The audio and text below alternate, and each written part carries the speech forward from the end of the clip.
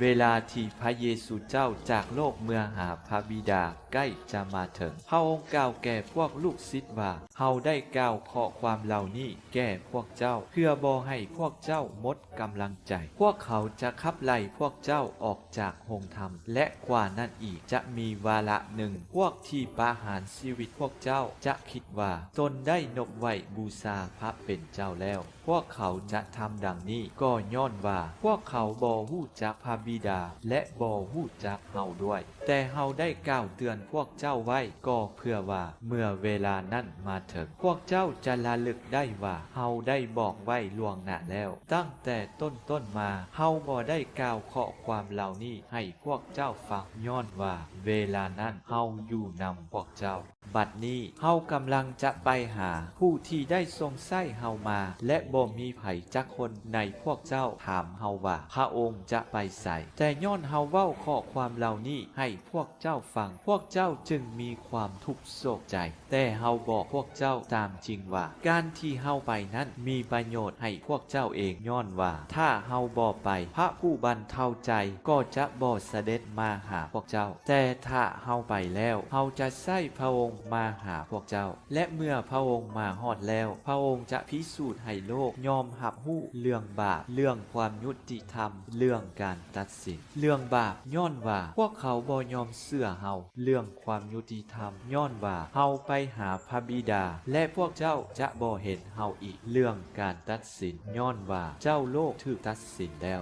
เฮายังมีหลายเรื่องจะบอกพวกเจ้าอีกพวกเจ้าบ่ทันสามารถเข้าใจได้ในเวลานี้เมื่อพระจิตแห่งความจริงจะเสด็จมาพระองค์จะบอกสอนความจริงทุกอย่างให้พวกเจ้าพระจิตเจ้าจะบอกกล่าวด้วยตนเองแต่จะกล่าวตามที่ทรงได้ยินมาและจะประกาศให้พวกเจ้าฮู้เรื่องที่จะเป็นมาในภายหน้าด้วยพระองค์จะกล่าวเป็นเกียรติแก่เฮาย้อนว่าพระองค์จะทรงรับเอาทุกสิ่งจากเฮาและจะข่าวสิ่งเหล่านั้นแก่พวกเจ้าทุกสิ่งที่พระบิดาทรงมีอยู่ก็เป็นของเฮาด้วยเหตุนี้เฮาจึงได้กล่าวว่าพระจิตจะเอาสิ่งที่เป็นของเฮามาข่าวให้พวกเจ้าฮู้อีกบ่เหิงพวกเจ้าจะบ่เห็นเฮาและอีกบ่เหิงพวกเจ้าจะเห็นเฮาพวกสาวกบางคนจึงเว้ากันว่าความที่พระองค์กล่าวอีกบ่เหิงพวกเจ้าจะบ่เห็นเฮาและอีกบ่เหิงพวกเจ้าจะเห็นเฮาและเฮาลบเมื่อหาพระบิดานั้น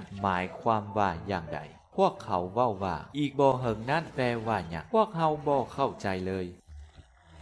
พระเยซูเจ้าทราบว่าพวกเขาอยากถามจึงกล่าวว่าพวกเจ้าหาลือกันย้อนที่เฮาได้กล่าวว่าอีกบ่เหิงพวกเจ้าจะบ่เห็นเฮาและอีกบ่เหิงพวกเจ้าจะเห็นเฮานั่นบ่เฮาบอกพวกเจ้าเป็นความจริงว่าในเมื่อพวกเจ้าจะพากันห้องให้จมทุกข์ส่วนโลกจะมีความยินดีแม่นแล้วพวกเจ้าจะเป็นทุกข์โศกเศร้าแต่แล้วความทุกข์นั้นจะกลับเปลี่ยนเป็นความยินดีเฮาบอกพวกเจ้าเป็นความจริงว่าในเมื่อพวกเจ้าจะพากันห้องให้จมทุกข์ส่วนโลกจะมีความยินดีแม่นแล้วพวกเจ้าจะเป็นทุกข์โศกเศร้าแต่ความทุกข์นั้นจะกลับเปลี่ยนเป็นความยินดีผู้หญิงเมื่อใกล้จะออกลูกก็มีความทุกข์โศกย้อนว่าเวลาของตนมาฮอดแล้วแต่พอได้ลูกแล้วเขากลับมีความยินดีที่มีคนผู้หนึ่งเกิดมาในโลกพวกเจ้าก็ดังเดียวกันเดี๋ยวนี้พวกเจ้าความทุกข์โศกแต่เฮาจะพบพ่อพวกเจ้า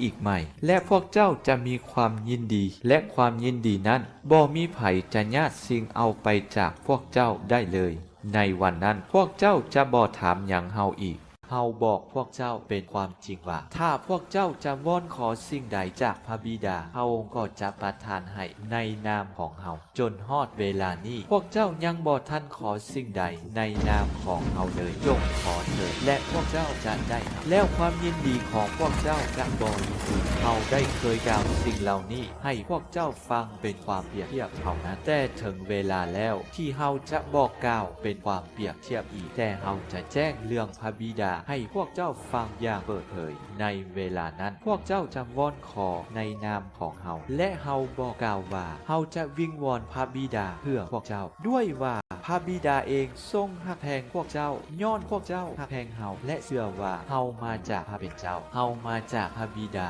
และได้เสด็จมาในโลกบัดนี้เฮาจะจากโลกไปเพื่อลบเมือหาพระบิดา พวกลูกศิษย์จึงทูลถามพระองค์ว่าเทื่อนี้พระอาจารย์กล่าวอย่างเปิดเผยโดยบ่ใช้ความเปรียบเทียบอีกเลยบัดนี้พวกข้าน้อยฮู้ดีว่าพระอาจารย์ทรงทราบทุกอย่างและบ่ต้องการให้ไผสอบถามด้วยเหตุนี้พวกข้าน้อยจึงเชื่อว่าพระองค์มาจากพระเป็นเจ้าพระเยซูเจ้าตอบว่าเดี๋ยวนี้พวกเจ้าเชื่อแล้วบ่นี่แหละเวลาพวกมาและมาถึงแล้วพวกเจ้าจะแตกกันไปคนละทางและจะปะเฮาอยู่ผู้เดียวแต่ที่จริงเฮาบ่อยู่ผู้เดียวดอกย้อนมีพระบิดาอยู่นำเฮาบอกสิ่งเหล่านี้ให้พวกเจ้าฟังเพื่อให้พวกเจ้ามีความสงบใจย้อนพวกเจ้าจะต้องถูกทรมานในโลกแต่จงเด็ดเดี่ยวเถอะเฮาได้ผ่าแพ้โลกแล้ว